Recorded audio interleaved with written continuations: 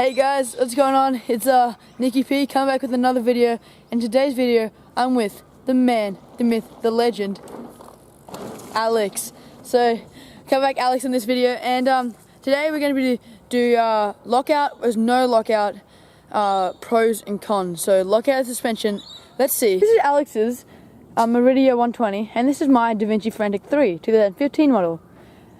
As you can see, Alex has lockout on his rear and front shocks, where I have none on mine.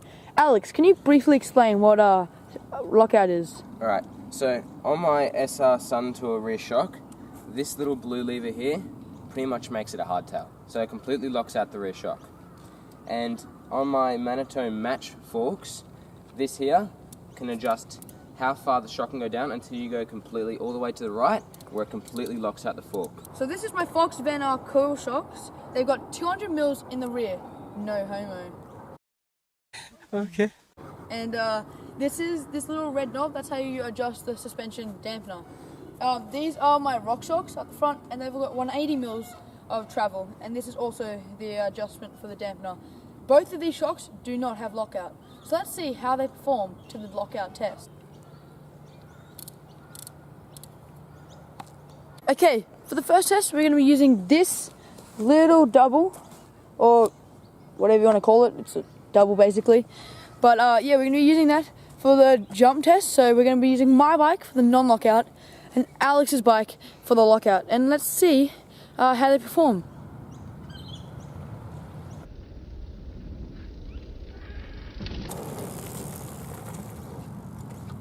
Alex's turn to try the non-lockout. Let's get it.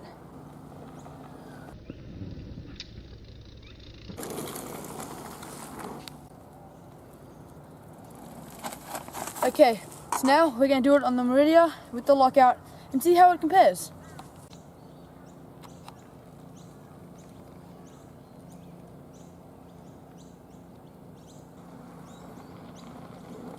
Oh my god!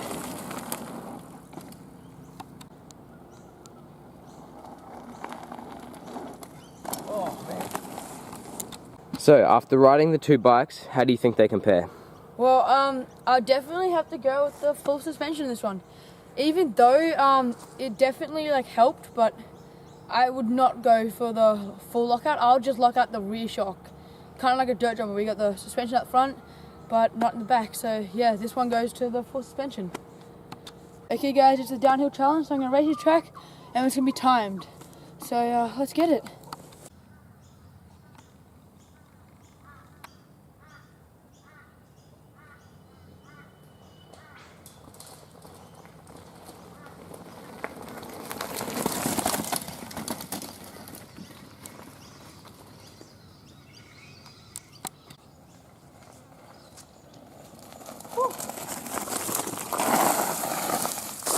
Time. The time is 18.04 seconds. Woo! That little pedally section. Okay. I think, not too sure, but let's see how the lockout goes. Let's get it. Your time starts now.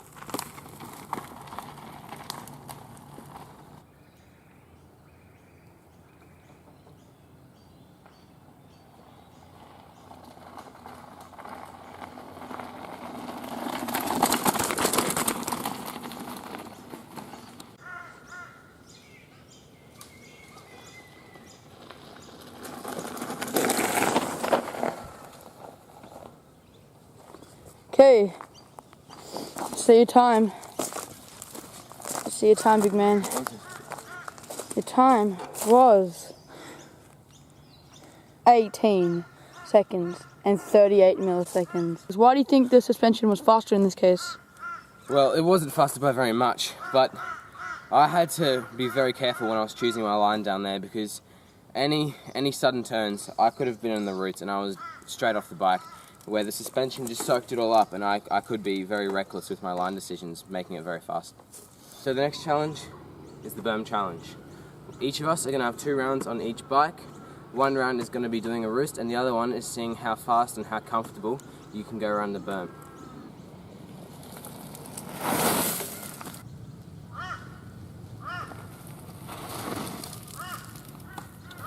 So we've done the roosting with the full suspension. Now it's time to roost with the hard suspension.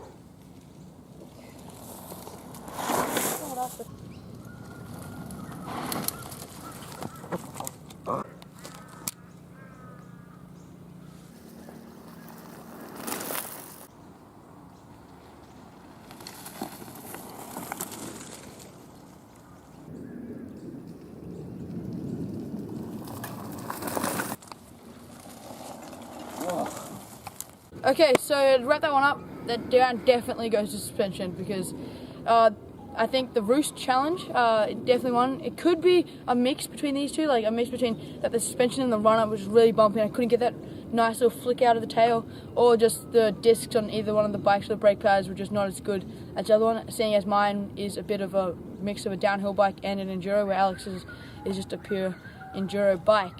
But then in the speed berm challenge, I believe that the suspension still won, just because when you go around that berm, you don't slip out. Like I noticed that when I was riding the suspension one, I did not slip out, but when I rode the lockout, I slipped out like right at the end there. I almost fell over. So yeah, it's tossed between the two, but I reckon suspension all the way.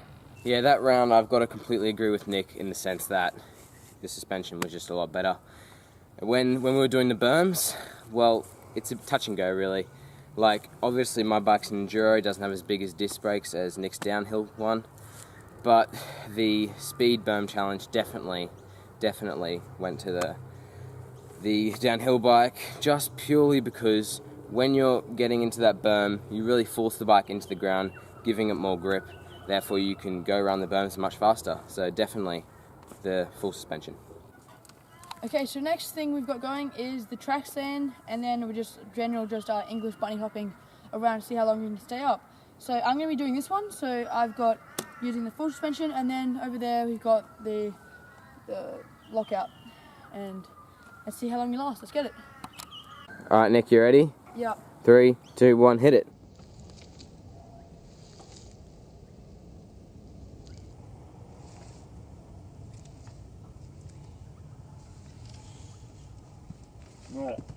Alright Nick. I need to roll into this one. You need to roll in? Alright. I need to roll in. 3, 2, 1, go. Okay, hang on, I'm rolling in. He's rolling in. I should roll in because I can't like get. Yep. 3, 2, 1, go.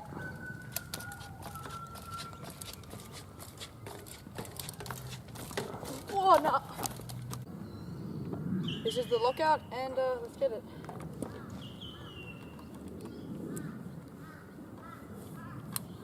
Oh. Alright. Okay. Running off. Yep. 3, 2, 1, go. Oh god. No. It's so clanky. No. It's so weird. Okay, so I believe the track stand went to the good old lockout, but the English bunny hop had to go to the full suspension, even though we had a bit of a slip up in that filming, which we paid right now. English bunny up in 3, 2, 1, go.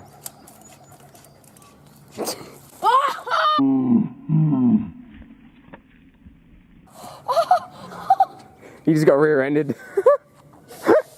Alright guys, now we have the uphill challenge. So that any mountain biker would know that lockout is meant for going uphill. So we're both assuming that the lockout will definitely shine in this instance. Let's get it.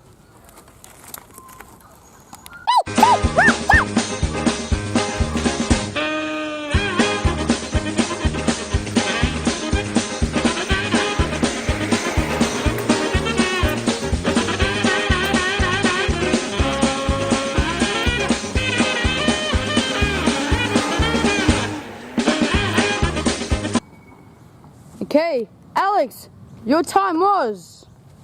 Drum roll, please.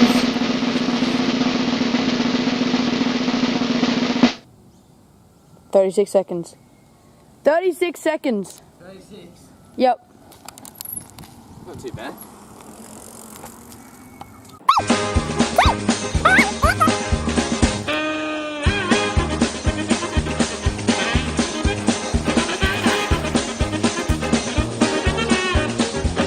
The time is.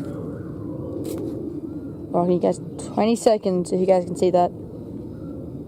20 seconds. Alex, your time is 20 seconds. 20 seconds. Yep. Told ya. Now, the full lockout.